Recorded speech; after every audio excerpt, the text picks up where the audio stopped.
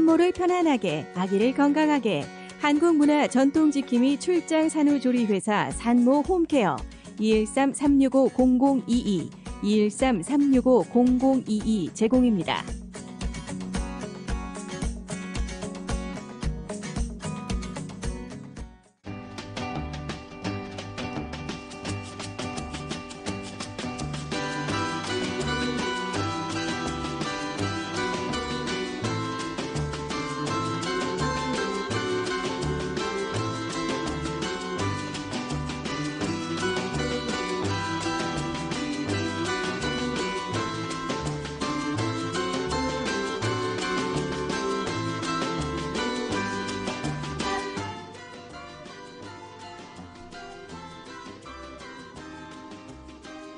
안녕하세요.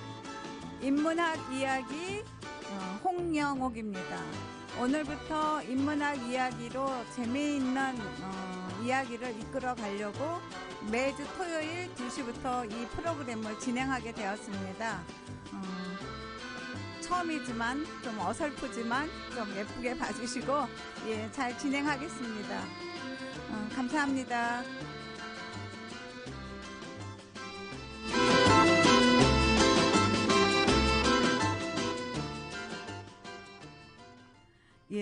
인문학이 이제 뭔지 제가 잠깐만 설명할게요. 인문학은 사람을 행복하게 하는 행복학이라 그래요. 우리는 인문학의 중요성을 잘 알지만 인문학이 무엇인지는 잘 모르고 있다. 인문학은 인간에 대한 학문이며 인간이 무엇이고 인간다운 삶이 어떤 것인지를 모색하는 학문이다. 그래서 한마디로 인문학은 사람을 행복하게 하는 행복학이라고 정의할 수 있다. 인문학의 분야는 철학, 문학, 역사학, 사회과학, 종교학, 예술 등 그의 모든 분야의 학문이 될 수 있겠지만 크게 문학, 역사, 철학으로 요약할 수 있다는 것은 이미 잘 알려진 사실이다. 인문학의 거의 모든 분야의 학문이듯이 도덕적인 삶을 원하는 사람은 철학을, 인문학에 우선 으뜸으로 생각할 것이고 권력을 좋아하는 사람은 정치학, 행정학 등을 우선으로 생각할 것이고 돈을 좋아하는 사람은 경영학, 경제학 등을 우선으로 생각할 것이고 저같이 문학을 좋아하는 사람은 문학을, 예술을 좋아하는 사람은 음악, 미술 등을 우선으로 합니다. 그러나 사람은 감성만 있는 동물과는 달리 감성과 이성을 동시에 갖춘 만물의 영장이므로 이성적인 철학을 인문학의 우선 으뜸으로 삼는다. 법정 스님이 지으신 책 오두막 편지 74쪽에 보면 사람은 자신이 참으로 하고 싶은 일을 하면서 살 수 있어야 한다. 자신이 하는 일을 통해 자신이 지닌 잠재력을 발휘하고 삶의 기쁨을 누려야 한다. 사람이 일을 하지만 그 일에 흥미가 없으면 일과 사람은 하나가 될 수 없다. 자신이 하는 일에 흥미를 가지고 책임을 느낄 때 사람은 그가 하는 일을 통해서 인간이 되어간다.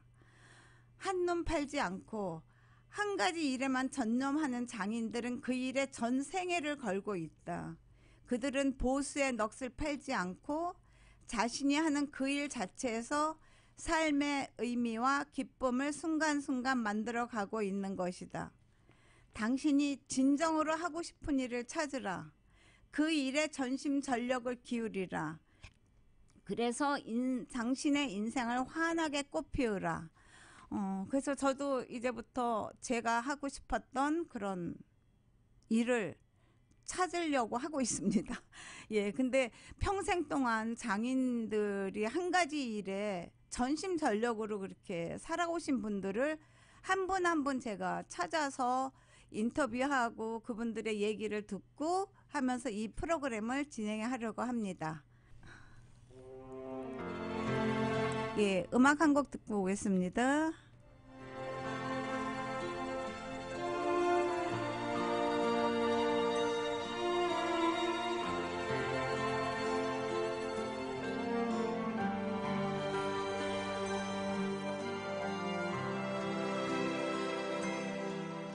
넓은 벌동 쪽 끝으로 옛 이야기 지질대는 실개천이 휘돌아 나가고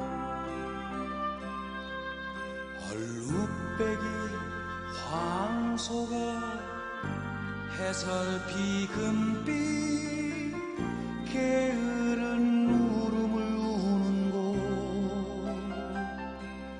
그곳이 차마 꿈엔 들리칠 리야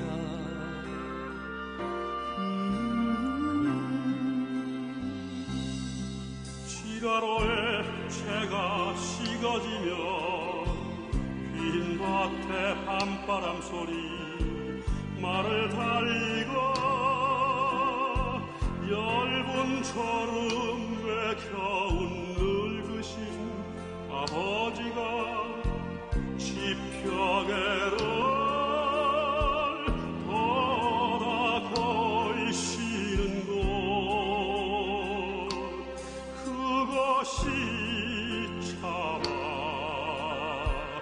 꿈엔 들리치리야 흙에서 자란 내 마음 파란 하늘빛이 그리워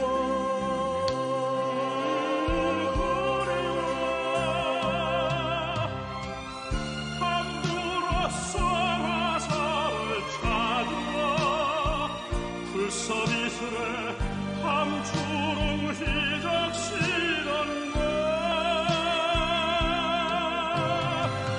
그곳이 차마 꿈엔도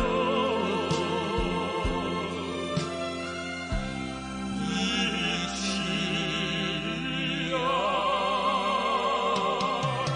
전설 바다에 춤추는 밤물결 같은 검은 휘빗머리 날리는 어린 누이와 아무렇지도 않고 예쁠 것도 없는 사절 밟아서 아내가 따가운 햇살을 등에 지고 이삭 듣던 곳 그곳이 차마 꿈엔 들리지야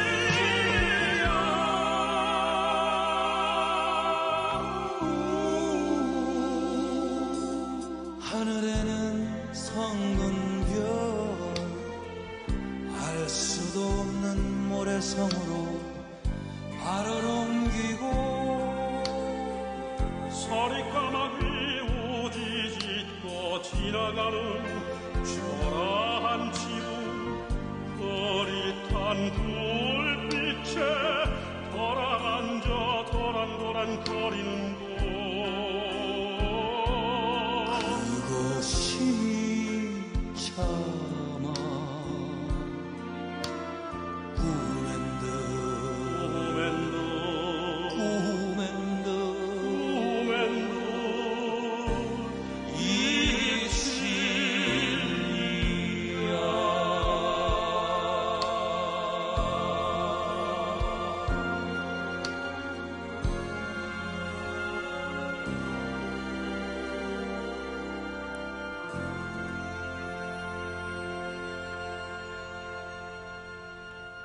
예, 이동원, 박인수 님이 노래 부르신 향수를 잘 들으셨지요? 예. 우리가 이렇게 미국에 와서 이렇게 살고 있는 그런 분들, 디아스포라라고 하지요. 디아스포라는 특정 민족이 자의적이든지 타의적이든지 기존에 살던 땅을 떠나 다른 지역으로 이동하여 집단을 형성하는 것 또는 그런 집단을 일컫는 말이라고 그래요. 흩뿌리거나 터뜨리는 것을 뜻하는 그리스 단어에서 유래한 말인데 본토를 떠나 항구적으로 나라 밖에 자리 잡은 집단에만 쓰이는 단어 디아스포라입니다. 오늘은 아주 귀한 손님을 모셨습니다.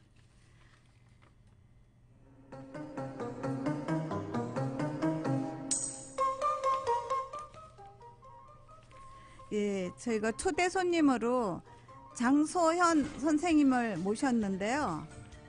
장소현 선생님의 양력을 제가 말씀을 드리겠습니다. 장소현 선생님은 시인, 극작가, 미술평론가이시고요. 서울대 미대와 일본 와세다 대학교 대학원 문화부를 졸업하셨고 극작가, 시인, 미술평론가, 언론인 등으로 활동하셨습니다. 자칭 문화자파상으로 이런저런 글을 써서 여기저기에 발표하고 계시다고 본인이 얘기하십니다. 시집으로는 희곡집, 칼럼집, 소설모음집, 꽁트집, 미술책 등 24권의 책을 펴내셨습니다. 50여 편의 희곡을 미국과 한국에서 공연 또는 발표하셨습니다. 고원 문학상과 카톨릭 문학상을 수상하셨습니다. 제가 그 장소연 선생님의 4번째 시집 사탕수수 아리랑을 보고 제가 너무 가슴이 아파서 이거를 한번 제가 읽어드리려고 그래요.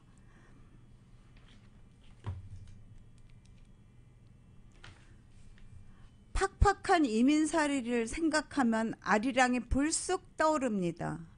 왜 그런지는 잘 모르겠습니다. 말로는 설명할 수가 없습니다. 그냥 숨쉬듯 맥박이 뛰듯 그렇게 떠오릅니다. 아리랑은 우리 결의의 대표적인 노래입니다. 지금의 현실에서는 남과 북, 남녀노소 그리고 세계 여러 나라에 흩어져 사는 한민족의 마음을 하나로 묶어줄 수 있는 것은 아리랑이 거의 유일한 것 같습니다. 아리랑은 우리 결애가 사는 곳 어디서나 사랑과 한과 신바람이 있는 어느 때나 태어날 수 있는 생명체입니다. 어쩐 일인지 미국 땅에는 아리랑이 없는 것 같아 허전하고 섭섭합니다. 사탕수수밭은 아리랑이 충분히 나올 만한 환경이었는데 말입니다. 우리가 살고 있는 지금 이 땅에서도 아리랑이 많이 나왔으면 좋겠습니다. 미주 아리랑도 좋고 나성 아리랑도 좋고 뉴욕 아리랑도 좋고 아무튼 많은 아리랑이 장소연 선생님의 제4시집 사탕수수 아리랑에 쓰여져 있는 말을 제가 읽었습니다. 예, 장소연 선생님 안녕하세요. 네, 안녕하세요. 네. 오늘 이렇게 귀한 시간 내주셔서 너무 감사드리고요. 그 전부터 제가 선생님을 너무 존경하고 그래서 많은 그 작품을 보고 제가 선생님 시집이 한 5권 정도 있고 소설집이 한 2권 있고 네, 연극이나 희곡은 제가 가서 뵙지를 못했습니다. 그래서 그 선생님이 우리 디아스포라 문학 또 인문학 또 선생님이 여지껏 미주 뭐 한국에서 이런 많은 예술 활동 하시면서 그런 얘기들을 좀 많은 분들한테 좀 알려주시고 이 방송이 많이 한국이나 미국 전국이나 세계 어디에서도 볼 수 있는 방송이기 때문에 네. 장소연 선생님이 아주 귀한 말씀 부탁드리겠습니다. 글쎄요, 뭐 귀한지 어쩐지는 모르겠는데 네. 제가 알 수 있는 대로 말씀드리겠습니다. 질문해 주시면 거기에 대답을 하도록 하죠. 예. 예. 장소연님의 그 시집 사람 사랑이라는 것도 저도 이것도 눈물을 흘리면서 읽었는데요. 각진 네모가 모서리 달아 둥그러지면 그제야 비로소 사랑. 세상에 가장 어려운 일이 사람 사랑. 세상에 가장 필요한 일이 사람 사랑이라고 그러셨는데 이건 어떤 그런 느낌을 가지시고 이 시를 지으셨는지요? 그 시집 자체 전체 제목이 사람 사랑인데요. 네. 결국 사람 사랑이라는 게 인문학의 핵심입니다. 네. 뭐 아까 저 초반에 인문학에 대해서 여러 가지 말씀을 해주셨는데 그 인문학의 배경에 대해서 조금 더 보충 설명이 필요하지 네, 않나 좀 해주세요. 제가 잘 싶은데요. 모르니까요. 예. 이 미국에서는 그래도 휴머니티라든지 네. 리버럴 아트라고 하는 개념으로 그렇게 사회적으로 홀대를 받지는 않는데 네. 인문학 열풍이 불기 시작한 거는 뭐 열풍이라고 얘기하기는 좀 어렵지만 바람이 분 거는 한국에서 이제 특별히 그랬는데요. 아, 예. 왜냐하면 여러 가지 사회 현상이 말씀이죠. 이 젊은이들이 취직을 해야 되겠는데 학교를 졸업하고 네. 근데 이공계는 취직이 잘 되는데 인문계는 전혀 취직이 안 되는 그런 상황이 예, 맞아요. 있었습니다. 예. 그래서 그 당시 문송합니다라는 유행어가 퍼졌었는데 그 네. 문송합니다라는 건 문과라서 죄송합니다라는 거의 그렇군요. 약자거든요. 문송합니다. 예. 예. 아니 실제로 그런 젊은이들이 그 자괴감을 느끼면서 인문계통이 예. 그런 얘기를 많이 했었어요. 예. 그런 어려운 상황에서 많은 이제 그 인문학 하시는 분, 예술하는 분이나 학자들이나 이런 분들은 인문학이 이렇게 죽어서는 안 된다는 위기감을 많이 얘기했었죠. 네네. 근데 그런 상황에서 이제 말하자면 스티브 잡스 같은 사람이 네. 나의 이 모든 기술은 바탕은 인문학이다. 네. 라는 말을 하면서 많은 그 파급 효과가 있었고요. 네. 또 한국 안에서는 이제 최재천 교수, 이대 최재천 교수 같은 사람이 통섭이라는 개념을 도입해 가지고 아, 예. 그 학문이나 뭐 이런 거에 사이에 벽을 없애고 서로 통해야 된다. 네네. 그리고 지금 여러 가지 과학에서 생기는 문제점들을 해결할 수 있는 방법은 사람 공부밖에 없다. 네. 사람 공부라는 게 결국 인문학이다. 예. 인문학이다. 이제 이런 주장을 하는데 그런 주장들이 많이 설득력을 갖게 됐고 네. 거기에 또 하나의 박차를 가하게 된 것이 이제 과학의 첨단 과학의 지나친 발달입니다. 네. 예를 들어서 인공지능이 발달하고 네. 로봇이 발달하고 이러면 사람 할 일을 다 기계가 가져가는 거거든요. 네네. 그러니까 그동안 이공계를 이공계를 전공한 사람들이 하던 일들을 기계가 다 가져가게 되는데 네. 이 인공지능이라는 기계를 컨트롤할 수 있는 건 뭐냐? 사람밖에 없잖아요. 네. 그러니까 사람 공부가 필요하다라는 예. 식의 그 설득력이 많이 생기고요. 예. 또 더 큰 설득력을 가진 건 이제 스티브 잡스도 얘기를 했지만은 그 비즈니스 하는 사람들이 네. 요새 그 비즈니스 쪽에서는 뭐 잘 아시겠지만은 스토리텔링이 굉장히 중요하거든요. 네, 그렇죠. 예. 물건의 품질도 중요하지만은 그 물건이 가지고 있는 이야기, 네. 사연, 예. 감동, 예. 결국은 그 첨단 비즈니스 하시는 분들, 성공한 비즈니스맨들의 얘기는 기술이나 물건을 파는 게 아니고 감동을 팔아라 하는 네. 캐치프레이즈. 스토리텔링을 입히면 그 상품이나 그 회사 이미지가 달라지니까요. 그렇죠. 예. 그러니까 완전히 달라지는 그 감동을 팔아라 하는데 감동이라는 게 결국 인문학에서 나오는 네네. 사람 마음에서 나오는 그렇죠. 거니까요. 예. 이제 그런 여러 가지 것들이 복합적으로 작용하면서 인문학의 중요성이 조금 부각되기 시작하고 예. 텔레비전 프로그램 같은 데서도 이제 인문학 강의를 하는 프로가 많아지고 이제 네. 그렇게 되는데 이제 그러면서 예를 들어서 뭐 특정 방송 얘기를 하는 거는 아니지만은 텔레비전 프로그램 중에서 인기를 끌은 게 알쓸신잡이라는 프로가 있었습니다. 아, 예. 유시민 씨도 나오고 한국에서? 예, 한국에서. 예, 근데 그건 예. 뭐 여기서도 다 보니까요. 예. 그게 이제 잡학 같은 네. 인생에 있는 여러 가지 그 잡학을 이제 전문가 몇 명이 이제 수다 떨면서 얘기하면서 사람 사랑, 사람 공부 이게 얼마나 중요한가 네. 그걸 이제 강조하고 이제 그랬거든요. 근데 재밌게 했죠. 네. 그래서 설득력을 가지게 됐는데 이제 그런 프로그램을 통해서 또는 책을 통해서 강연을 통해서 인문학이 널리 퍼지긴 했지만은 네. 근데 반대로 그런 식의 그 프로그램들의 역작용도 있는 거니까요. 네. 왜냐하면 너무 대중화하다 보면은 가벼워질 수도 있고 그렇죠. 깊이 있는 전곡을 찌르지 못하고 네. 주변을 맴돌고 네. 변죽만 울리고 끝나는 경우도 많고 예. 이제 이러기 때문에 본격적으로 이제 인문학에 대해서 더 깊이 파고들어야 되겠다는 그런 게 많이 생기고요. 예.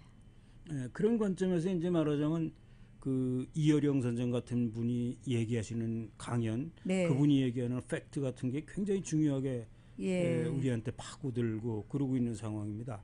예. 그런데 이 예. 미국에서는 미국에 살고 있는 우리 교포 사회에서는 그런 강연을 들을 기회도 별로 없고 맞아요. 예. 그리고 지금 우리가 인문학이 사람 공부인데 내가 지금 어디에 서 있는가에 대한 반성이나 네. 이제 확인을 할 기회 같은 게 거의 없거든요. 네네. 근데 아까 디아스포라도 말씀하시고 그랬지만은 내가 지금 어디에 어떤 위치에 서 있는가, 네. 디아스포라라는 개념이 왜 중요한가 네. 이런 거에 대해서 생각해볼 겨를이 없었잖아요. 네네. 그러니까 돈만 벌면 된다, 네. 부자만 되면 된다는 식의 예. 그런 아주 빠른 걸음으로 여기까지 왔는데 이제는 그거 가지고 안 된다는 거죠. 네. 근데 그 선생님은 그 미술을 공부하셨잖아요. 네네. 근데 이렇게 문학 쪽으로도 또 다시 공부를 하시고, 미술 쪽으로도 그러시고, 희곡 쪽으로. 근데 처음에 미술 공부하시면서 문학 쪽으로 이렇게 옮기게 되는 그런 계기 같은 게 있었는지요? 아, 문학적으로 옮긴 거는 아니고요. 예. 그 미술대학 다니면서 연극반 활동을 쭉 했기 때문에 아, 예. 그게 바로 이제 연결된 거죠. 그래서 예. 우리가 공연할 작품을 뭐 이거 서양 거 맨날 갖다가 하지 말고 네. 우리가 써서 우리 얘기를 해야 되지 않느냐. 예. 그래서 이제 희곡을 쓰게 됐고 예. 근데 희곡이 말하자면 이제 그 글 쓰는 계기가 돼서 쭉 가지를 친 건데요. 네. 그 희곡에 대해서는 뭐 더 앞으로 또 기회가 있으면 얘기할 수도 있겠지만 보통 분들은 별 관심이 없으신데 그 그래도 희곡을 선생님 희곡 가지고 여기서 연극을 많이 올렸잖아요. 예, 그러니까 이제 그 부분을 얘기하려고 하는데 여기서 네. 올린 게 한 20편 되는데요. 예. 이 희곡을 연극 대본, 공연 대본으로 생각하는 사람도 있고 네. 희곡을 문학 작품이라고 생각하는 사람도 있고 뭐 옛날에는 성향이- 희곡이 완전히 최고의 문학 장르였었죠. 요즘은 조금 덜하지만. 글쎄요, 그거는 이제 후에 세월이 흐르면서 그렇게 된 건데요. 네. 예, 셰익스피어 같은 사람이 이제 최고의 희곡 작가고 그렇죠. 문학으로 치잖아요. 예. 근데 그 당시는 공연 대본이었어요. 네. 극장에서 공연할 대본이 필요하니까 셰익스피어가 쓰고 예. 그래서 그 당시 대중들이 제일 좋아할 얘기를 쓰고 그런 네. 거니까 그 희곡을 공연 대본이냐 문학이냐라고 얘기할 때 저는 이제 공연 대본 쪽이라고 생각하는 쪽이었는데 네. 쓰다가 보니까 자꾸 글을 쓰다 보니까 그 연극 희곡이라는 게 결국은 소설이나 마찬가지 스토리텔링이잖아요. 네. 그리고 그 안에 시도 들어갈 수 있고 네. 이제 그러다 보니까는 문학적으로 옮기고 그랬습니다마는 그냥 정직하게 말씀드리면은 예. 저는 먹고 살기 위해서 글 썼습니다. 아, 예. 네, 왜냐하면 예. 미술대학 다니면서 이제 디자인 공부를 했기 때문에 상업미술 네. 전공이고 그래서 이제 광고 쪽에 일을 많이 하게 되는데요. 네. 그 광고 쪽의 일 중에서 그 글쓰기가 많습니다. 예. 카피라이터라 그렇죠. 예. 캐치프레이즈라든지 예. 바디 카피라든지 해서 네. 글쓰기가 많아요. 이제 그런 글쓰기를 하는 습관이 됐고 그러다가 이제 또 미국에 와가지고는 동네 신문을 벨리 쪽에서 동네 신문을 한 30년 했어요. 아, 그러셨군요. 그러다 보니까 계속 기사 쓰고 뭐 칼럼 쓰고 이러니까 그렇죠. 그래서 저는 저 자신을 뭐 문학 이런 쪽으로 얘기하지 않고 그냥 생계형 글쟁이였다 이렇게 아, 그러셨어요. 실제로가 그러니까요. 예, 그렇죠. 예, 그렇습니다. 예. 그러다 보니까 뭐가 글들이 자꾸 쌓이잖아요. 네. 근데 그냥 버리기는 아깝고 그러니까 책으로 엮고. 책으로 편에다 보니까 이렇게 됐습니다. 예. 근데 제가 선생님 시집이나 이런 글을 보면 너무 깊이가 있어갖고 제가 어느 부분에서는 눈물을 흘리면서 읽은 것도 있어요. 깊이는 없어요. 아, 깊이는 선생님은 깊이가 없다 그러지만 보통 일반 시집 나오는 거 이제 많이 읽어보면 아주 깊이가 있으시고 글쎄요, 저도 그거를 학교 다닐 때 희곡을 한 편을 써봤는데 전 희곡이 너무 힘들더라고요. 겨우 한 편 완성한 적이 있어요. 아, 그래요. 네, 예. 아주 그 희곡 써보면 시 쓰는 거나 소설 쓰는 거하고는 좀 다르긴 하지만은 시야가 굉장히 달라지니까 예. 그게 아마 나중에 글 쓰시는데 큰 도움이 됐을걸요. 그때 예, 희곡 써본 그러니까 저는 시는 너무 어렵고 희곡하고 이제 소설 쪽을 소설을 좀 제가 많이는 못 쓰지만 네, 그쪽에 네. 이제 많이 예. 관심을 갖고 있고요. 네, 네, 네. 제가 선생님 그 시집 중에서 눈물 흘리면서 읽은 게 있어요. 제가 그래요? 여기서 예. 한번 또 네, 제가 네, 네. 읽어보겠습니다. 예. 이게 사람 사랑이 몇 번째 시집인가요? 이거 안 써 있더라고요. 6번째인가? 여섯 번째인가? 몇 예. 번째로가 안 써 있어요. 다른 건 예. 뭐 네 번째 예, 뭐 예, 예. 써 있는데 네. 거기 사람 사랑이라는 시집에 보면 제목 떠돌다 보면 떠돌며 사는 동안 저절로 깨우친 것 덜어 있다. 슬픔은 무겁다는 것. 외로움은 생각보다 단단하다는 것. 그리움은 뜻밖에도 날카롭다는 것.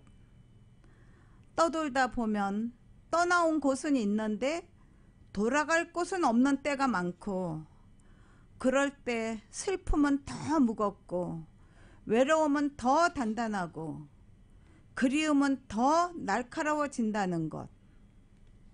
해질녘 하늘과 땅의 경계, 가물가물 아스라해질 무렵 붉게 물든 구름 속에 보인다.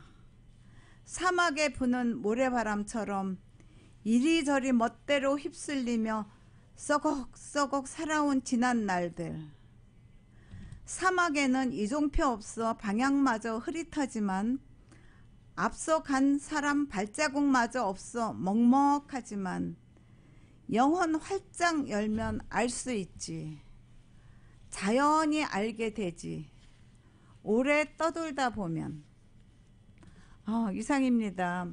이게 떠돌다 보면을 이거 읽으면서 여기 우리가 다 디아스포라로 이렇게 와서 외로움이라는 거는 막연하게 간직하면서 살아가잖아요. 네. 그러니까 이 떠돌다 보면 읽으면서 저는 이렇게 데스밸류 사막이 생각이 나더라고요. 아, 그러셨어요. 제가 데스밸류 사막을 참 좋아하는데 네, 네. 가서 보면 그 정말 그런 사막에서 갈 길을 몰라서 제가 헤매는 그런 거를 표현하신 것 같아 갖고 제가 너무 이거 감명 깊게 잘 읽었습니다. 선생님이 이 글을 쓰실 때는 어떤 그런 계기가 있어서 쓰셨는지요? 아니, 지금 말씀하신 뭐 그런 거죠. 뭐 예. 그런 건데 저는 그 시집에도 나와 있긴 합니다만은 그 타향살이라는 거에 대해서 우리가 좀 더 깊이 생각할 필요가 있다, 그런 거죠. 뭐. 예. 예. 예, 선생님이 좋아하시는 노래 한 곡 듣고 와서 또 네. 듣겠습니다. 아, 노래 제가 좀 소개해도 될까요? 예. 예, 양희은 씨가 부르는 저 인생의 선물이라는 네네. 노래인데 예. 제가 이 곡을 좀 들었으면 좋겠습니다라고 얘기한 거는 예. 이 노래는 이제 그냥 보통 노래가 아니고요. 네. 작곡을 일본의 유명한 그 싱어송라이터가 있는데요. 예. 사다 마사시라고. 예. 그분이 작곡하고 네. 양희은 씨가 부르고 예. 그리고 일본 이제 양희은 그 35주년 기념 CD에 들어가 있고 네. 일본에서는 일본말 한국 가사 이렇게 번갈아 부르는 음악으로 나와서 유명했었어요. 예. 그러니까 제가 이 음악을 좀 여러분하고 같이 듣고 싶다 하는 기본 뜻은 한국과 일본이 지금 계속 이렇게 갈등 관계에서 대립만 하지 말고 네. 문화적으로 이렇게 융합하는 노력을 해야 되지 않겠는가. 예. 그중에 좋은 예가 이 노래다라고 생각을 해서 예. 좀 같이 들었으면 저도 합니다. 한 1년 전부터 이 노래 듣고 참 좋아했었거든요. 아, 그러셨어요. 예. 네. 예. 그 사연도 아셨어요? 사연은 모르지만 일본 그 사람이 작곡했다는 가사 건 내용이 너무 좋았어요. 네, 가사는 양희은 씨가 썼습니다. 네네. 예, 한 곡 듣겠습니다.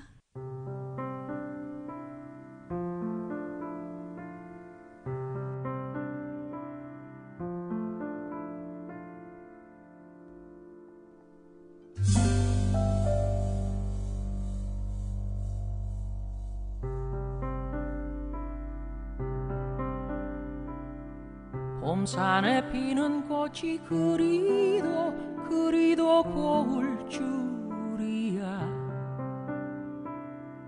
나이가 들기 전엔 정말로 몰랐네. 봄산에 지는 꽃이 그리도 고울 줄이야. 나이가 들기 전엔 정말로 생각을 못했네. 만약에 누군가가 내게 다시 세월을 돌려준다 하더라도 웃으면서 조용하게 싫다고 말을 할 테야. 다시 또 알 수 없는 안갯빛 같은 젊음이라면 생각만 해도 힘이 드니까 나이든 지금이 더 좋아. 그것이 인생이란 비밀, 그것이 인생이 준 고마운 선물.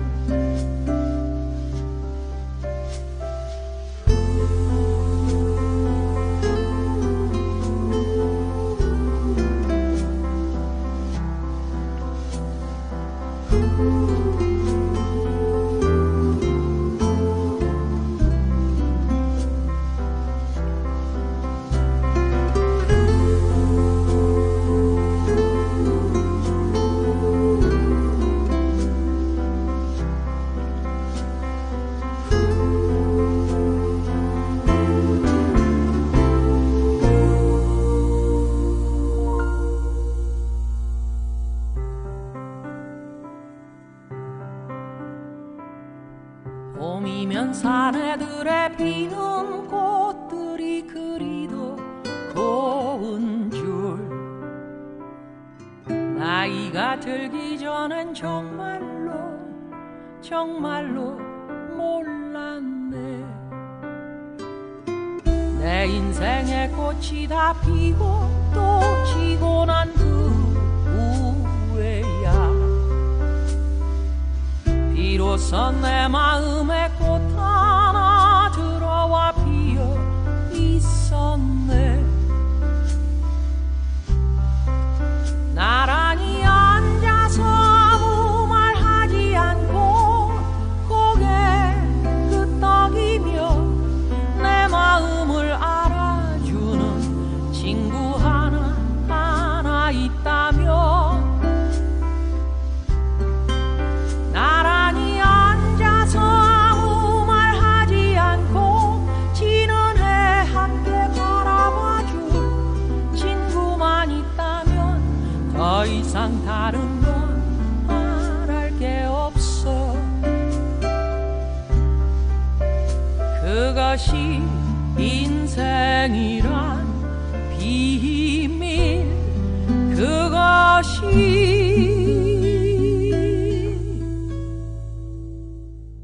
인생이 준 고마운 선물.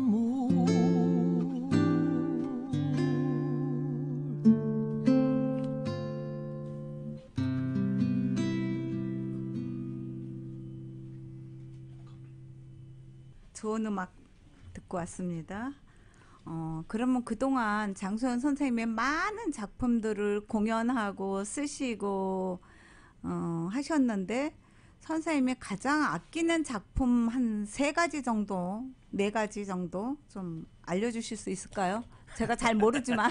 글쎄요, 그거 좀 그래도 애착이 많이 가는 작품. 글쎄요, 뭐 그런 게 있겠죠. 있는데 이제 여기 미국에서 사신 분들은 좀 잘 얘기해도 잘 모를 부분도 많고 그런데요. 아, 예.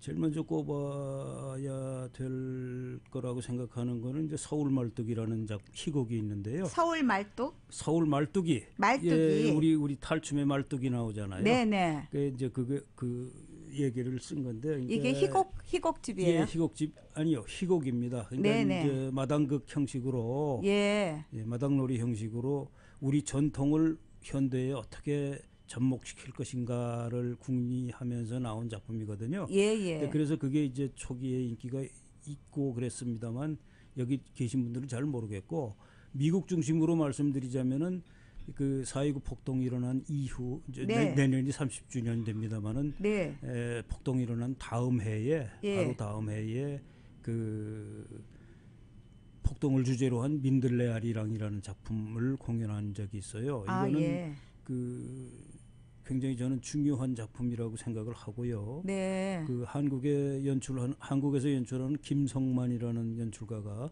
그 한국 예종 교수죠. 네. 그이가 와서 연출하고 네. 이 친구도 여기 있는 배우들 쓰고 그래서 이제 공연을 했습니다만은 주제 자체가 4.29 폭동 얘기고 네. 그러니까 우리가 미국에 사는 우리들의 갈등의 문제고 네. 그 작품의 이제 한국말하고 영어하고 섞어서 하는 바이링걸이었다는 점에서 또 의미가 있다고 봐요. 예. 그래 바이링걸로 안 하면은 이 젊은이들이 참여하고 보기가 상당히 어렵잖아요. 예. 이제 그런 점에서 그 작품이 저는 애착이 가고 또 그 내년이 특별히 폭동 30주년인데 네. 폭동이 일어난 이후 우리가 얼마나 30년 동안 얼마나 변했는가, 네. 우리 생각이 얼마나 달라졌는가 예. 이런 거에 대한 반성을 해야 될 시기라고 보거든요. 예. 그래서 제가 아이디어를 내고 문인협회하고 한국문화원하고 이제 협력해가지고 예. 지금 폭동 30주년 예, 기념 이번에 작품을 문인협회에서 그 작품 공모를 했어요. 저도 예. 문인협회 회원이라. 그 작품을 모집하고 네. 해서 이제 당선작을 내기도 하고 그랬는데 네. 그거는 이제 공모 작품이고 네. 그거 말고 이제 그 동안에 이 지역 문인들이 썼던 네. 4.29를 주제로 썼던 중요한 작품들을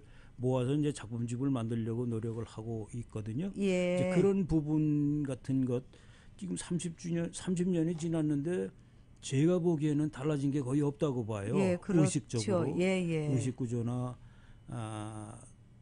그 특별히 인종의 문제에 대해서는 우리가 해결책을 아직도 못 찾고 있다고 봅니다. 예, 예. 그런 점에서 그거에 관심이 많고요.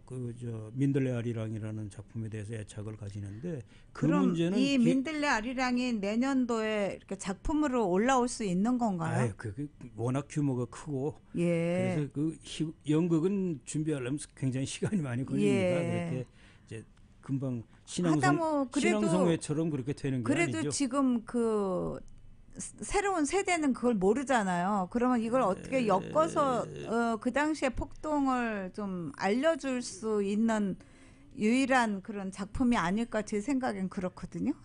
그거 말고도 몇 개 작품이 있었습니다만은 네. 그거 꼭 연극은 굉장히 좀 어려워요. 그렇죠. 그 다시 하기가. 근데 네. 뭐 꼭 연극 아니더라도 그 김대중 감독의 4.29라는 다큐멘터리 영화도 있고 예. 또 폭동을 주제로 한 것 중에 한국의 장길수 감독이라는 사람이 만든 영화 네. 웨스턴 애비뉴라는 영화 거기 자니온도 나오고 그랬습니다만 예. 그런 영화도 있고 그래서 자료는 자기가 찾아보려고 노력하면 자료는 많이 나와 있고요. 예. 그리고 그런 차원에서 이제 그 4.29 폭동을 주제로 한 작품집을 꼭 내야 되겠다고 생각을 하고 문인들이 동조해서 이제 같이 하고 있는 건데 네. 결국 문학 작품이 제일 오래 남으니까 맞아요. 그 알차게 좋은 작품들만 골라내면 충분한 재료가 되리라고 보고요. 그 얘기 나온 김에 하나 더 보충하고 싶은 것은 그 캐티 박홍이라고 그 타임이 선정한 세계에 영향력 있는 100인 중에 한 사람으로 꼽힌 시인이죠. 네네. 최근에 예. 이 사람이 쓴 그 마이너 필링스라는 책. 이 책은 좀 꼭 좀 여러분들 읽었으면 하고 마이너 필링. 마이너 필링스라고요. 그 미국에서는 이제 재작년에 나와가지고 그 나오자마자 꽤 반응을 보였는데 그 이후에 이제 코로나 사태 되면서 아시안 그 증오 범죄 같은 게 자꾸 늘면서 이 책이 주목을 받게 됐거든요. 그래서 뉴욕 타임즈 베스트셀러 1위도 여러 번 차지하고 이제 그런 중요한 책입니다. 근데 이 책은 본인이 경험한 일하고 네. 을 토대로 하고 또 많은 이 사례들을 통해서 미국에 살고 있는 아시안들이 겪는 갈등의 문제 그리고 근본적인 인종의 문제 같은 거를 상당히 설득력 있게 다루고 있어요. 예. 우리가 읽어야 될 책이라고 저는 생각을 합니다. 네. 그런 부분에 대해서 우리가 깊이 학문적으로 또는 사회적으로 접근한 기회가 별로 없었기 때문에요. 네. 예. 그 요즘에 저는 그 파친코 그 책을 읽고 있거든요.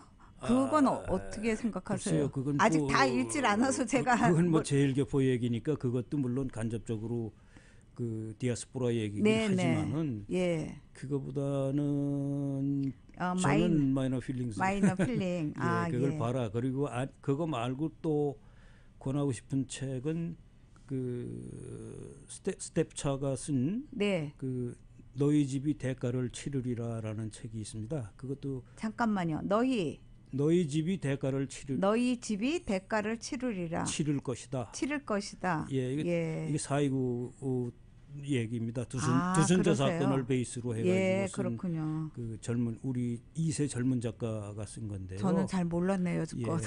이런 이 젊은 작가들이 상당히 그 우리가 보는 시각하고는 달라요. 그렇죠. 예를 들어서 이제 그 왜 디아스포라라는 개념이 중요한가 하면 말이죠. 네. 우리 이민 1세는 이민이라는 개념으로 설명이 돼요. 네. 교포, 재미한인 뭐 어쩌고 다 네. 동포 뭐 교민 이렇게 설명이 되잖아요. 예. 근데 우리 아이들은 교포가 아닙니다. 그렇죠. 미국 시민입니다. 예, 미국 그렇죠. 사람입니다. 예, 미국 사람이죠. 그런데 사회에 나가면 우리하고 똑같은 차별을 받습니다. 네.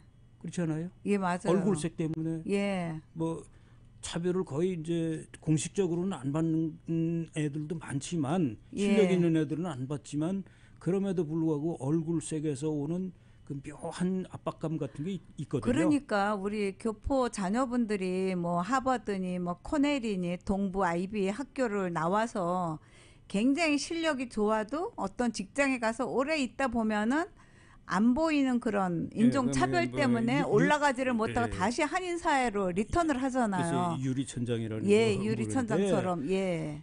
그런 점에서도 그 우리 젊은이들이 쓰는 2세들이 쓰는 책 같은 거를 통해서 이들이 고민하는 게 뭔가 그걸 1세들이 좀 알아도 배워야 되고 생각해야 되고 이럴 점이 많다는 거죠. 근데 홍보가 잘 안 돼서 저도 여지껏 몰랐잖아요. 아니 뭐 모를 수도 있고 그런데 이제 알고 난 다음에 쓰면 되는데 그런 데서 제일 각성해야 될 문제는 이 지금 그 제가 말한 스텝차나 이제 캐티 홍박이나 박홍이나 이런 사람들은 혼자서 이렇게 큰 사람이지만 우리 부모들 반성해야 될 게 뭡니까? 의사 변호사 되라고 다 그냥 딱 달라했지. 얘들이 미술한다 문학한다 그러면 관동 그거 하지마 이랬잖아요. 맞아요. 예. 특히 문학은 더 그렇지요. 그러니까 이런 그 개념의 변화. 그 결국은 의사 되라 뭐 되라 하는 게 돈 많이 버는 직업 찾아라는 거 아닙니까? 그러니까 돈이면 모든 게 해결될 거라고 우리는 생각했고 우리 자신도 그래서 이민 왔고 잘 먹고 잘 살자고 왔잖아요. 근데 본래 디아스포라라는 개념은 본래는 안 그랬지만은 그 후에 정치적인 여러 가지 이게 생기면서 강제적으로 쫓겨난 사람, 난민, 전쟁 난민, 피난민 뭐 이런 식의 그 자의가 아닌데 강제적으로 쫓겨난 사람을 되게 디아스포라라고 불러왔어요 그동안에. 근데 지금은 그 개념이 좀 훨씬 넓어진 거죠. 그래서 우리 2세들이 우리 같은 교포도 아닌데 사회에 나가서는 우리가 당한 것 같은 똑같은 거를 당하는 이 문제를 어떻게 해결할 것인가라는 관점에서 디아스포라라는 개념을 다시 볼 필요가 있다 그러는 거죠. 근데 얘기가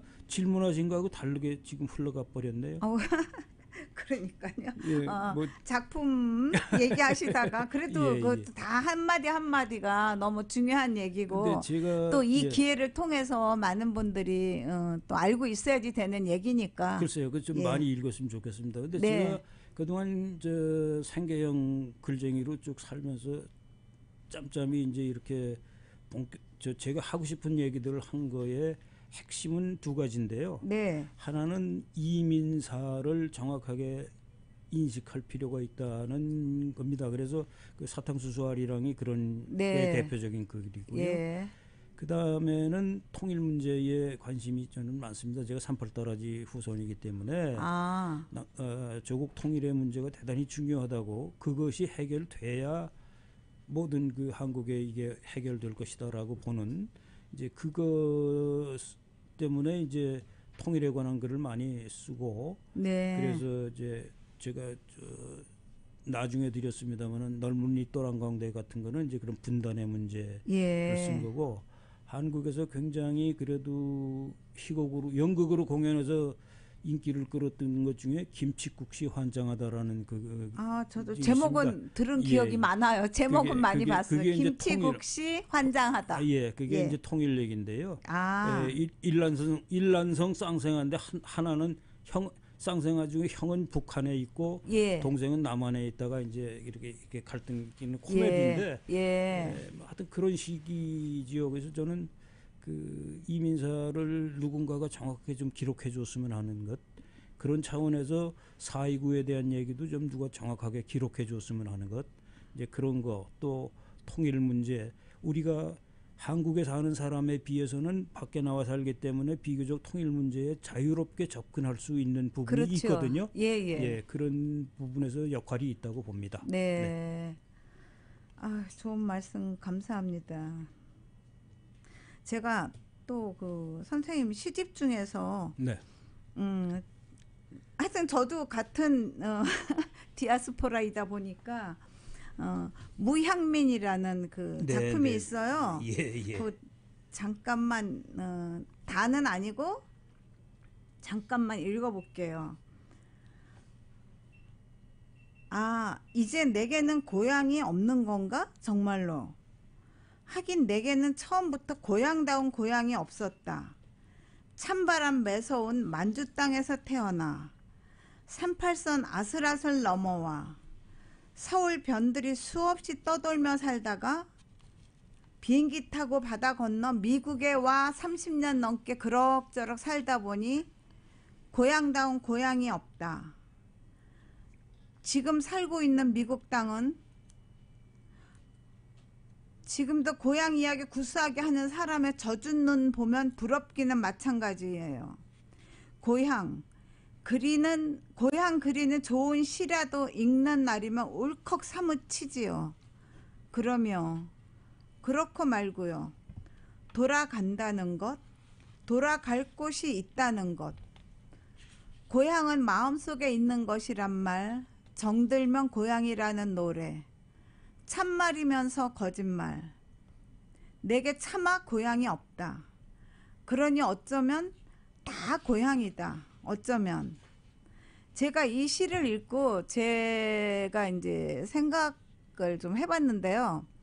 지금 우리가 어렸을 때 살던 동네를 가면 그게 다 없어졌잖아요. 네. 그럼 그 당시에 그 골목길 어떤 집 그런 모든 거는 가슴 속에 남아 있어서 그게 고향인 것 같아요. 네.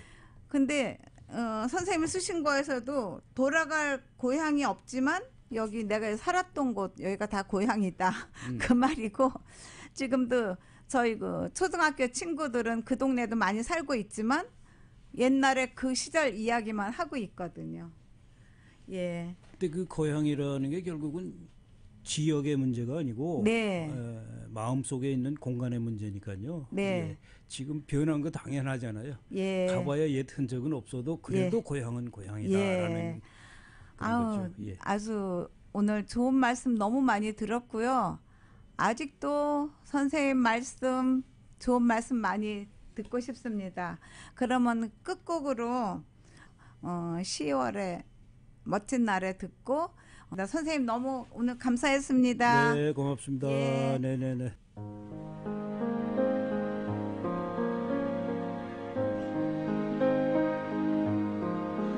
눈을 뜨기 힘든 가을보다 높은 저 하늘의 기분 좋아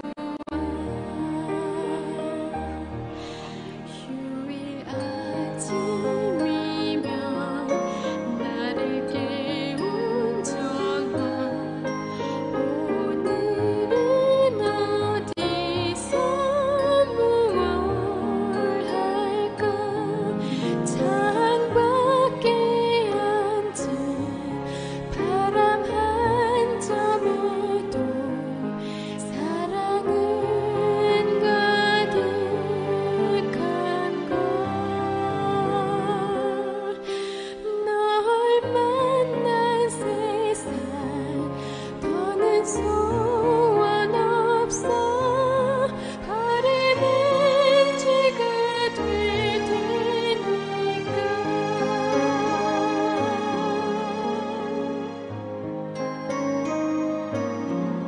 가끔 두려워져 지난 밤 꿈처럼 사라질까 기도해 매일 너를 보고 너의 손을 잡고 내 곁에 있는 너를 확인해 창밖에 앉은 바람 한 점에도 사랑은 가득한 걸 널 만난 세상 더는 소원 없어 바람은 제가 될 테니까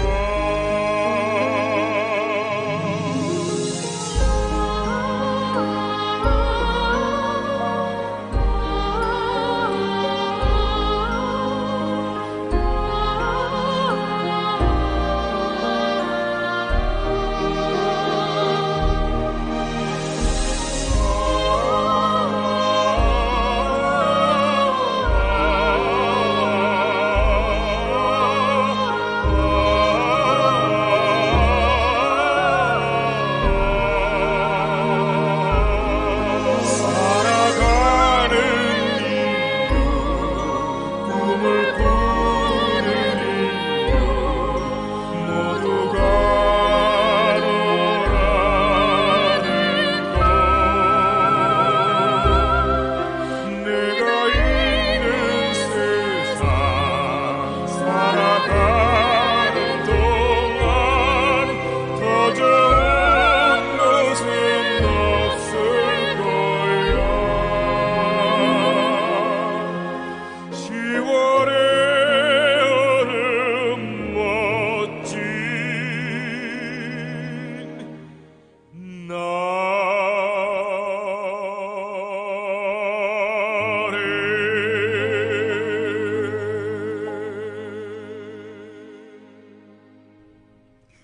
네, 김동규, 조수미님의 10월의 어느 멋진 날에 음악 들었습니다.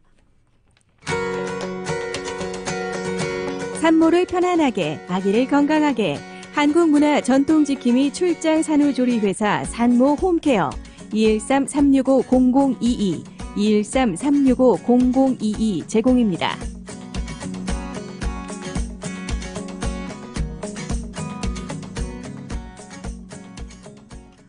네, 오늘 프로그램 어떠셨는지요? 제가 첫 방송이라 조금 많이 힘들었지만 장소연 선생님이 잘 해주셨고 너무 감사드립니다. 여러분들이 청취 소감을 보내주시면 제가 이 프로그램을 진행하는데 더 많은 도움이 될 것 같고요.